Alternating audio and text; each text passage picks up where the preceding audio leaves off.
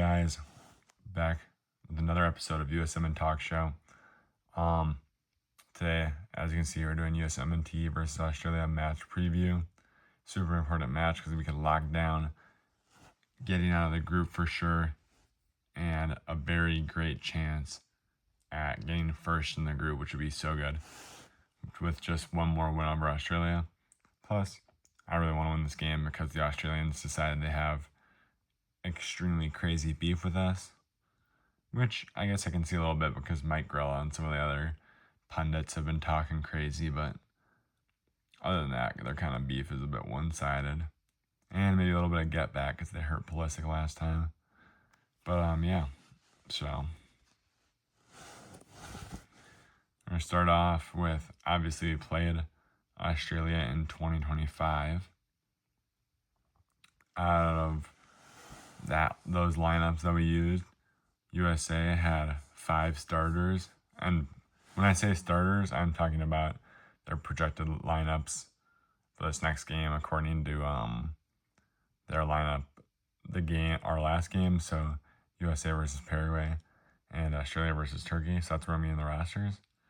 So we had 5 starters, including one coming off the bench, which was Balogun, and Australia had 6 starters with 2 off the bench. USA ended up winning that game 2-1. Started off with a 1-goal lead for Australia, but Haji Wright came on and scored 2. No, he didn't come on. I'm dumb. He just ended up scoring 2. Couple of considerations, though, is that Pulisic did come off after the 30th minute after getting hurt, and Aaron Kunda only played 30 minutes this game, who is arguably Australia's best attacking threat. So, obviously, USA was missing some of their better players here.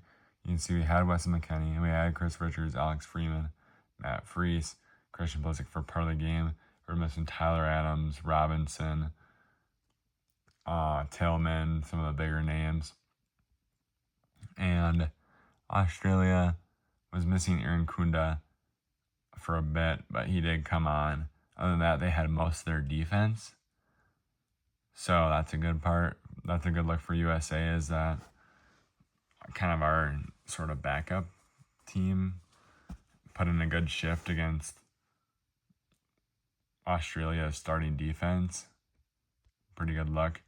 But we also have to consider that just recently Turkey went out and they lost to Australia when they were projected to win. How did that happen? Well, this is obviously Paraguay versus USA, but Australia came out the exact same way as Paraguay did against us. Not the exact same way. Australia came out in a 5-4-1. Does not get much more Haram ball parking the bus than a 5-4-1. So, how do we beat that? Well, we just did. Maybe some people didn't even realize it because we beat them in a 4-1 fashion, but Paraguay attempted to do the exact same thing. They're a high defense team, just like Australia is. They wanted to park the bus. They wanted to play Haram ball against us. But what we did is, as you can see in this image, is if you noticed, the ball was on Pulisic's side a lot in the first half, was we just did a crazy overload. We'd work our way up, and because they're parking the bus, they'd allow us to work our way up, and they kind of just sit in the box. Then that's where we overload one side. And then a couple times you'd see Dest would kind of get open on the other side. We overload one side with players like Tillman, Pulisic, McKennie, Balogun, who are like skilled enough on the ball to make something happen. And then we also have quick switches to the other side because Tim Ream, even though he's old, does have a great pass. Same with Chris Richards. Quick switches to the other side, open up Dest. Same thing, but coming from the other side. And another upside to this game plan where we're overlaying that one side is if Pulisic, McKennie, Tillman lost it. Maybe you noticed how many interceptions we had that game. it seemed like they get the ball back, they'd try and pass it, and then a USA player would come sliding in and just steal it. And that was part of the game plan. You kind of have like a bit of a suffocating press that is created after you lose the ball. So, although some people might be a little bit nervous about Australia just because they just beat a very talented Turkey team and played and parked the bus and are most likely going to try and do the exact same thing to us, I am feeling better because we just beat Paraguay, Paraguay has a lot more defensive, they just have like better defensive players in my opinion, and we dismantled them. So maybe I think Australia might not have better players, but they might be a little bit more disciplined. But I think we should also be able to dismantle their press. Let's see. Okay, a couple of last little things. I just want to point out Jacob Italiano. He's the Australian right back. Plays for Grazer AK in Austria. He's got a market value of $600K. See, now I'm not gonna lie to you guys. I don't have the ball knowledge that like I know this guy and I know if he's super good or if he's super bad. If you know if this guy is good or bad, you've got ball knowledge. I've never actually watched him play.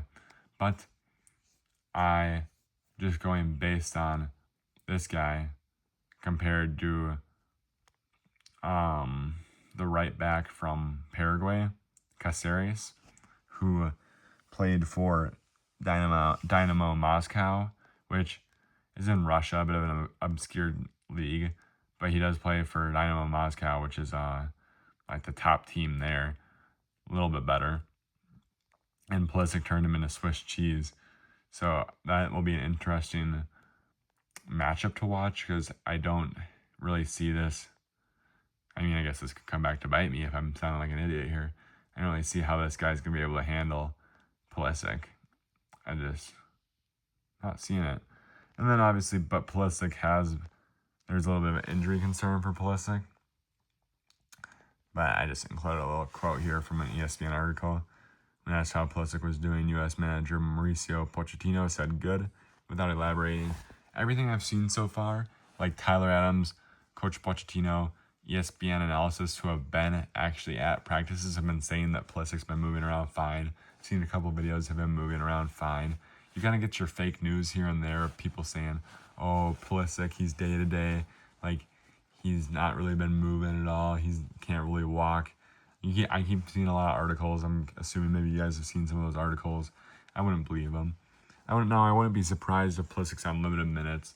Maybe he comes in as a sub, just so that we don't risk him for future games. But I do think that in the long run, he is completely fine. Just a bit more of a precautionary thing. So, yeah. Should be a good game on Friday. Definitely I'll be watching, and my score prediction, I'll go with, I believe this will be the same type of game as the last time we played Australia. I think they're going to score a goal first. I think that we'll maybe get caught off guard by their discipline, and then they'll get a little counterattack in, score a goal. But then I think we take control the rest of the way, end up putting 2 away, and we win this one. And that pretty much secures us making out of the group. Now we just have to play Turkey after that to secure first place. So, yeah.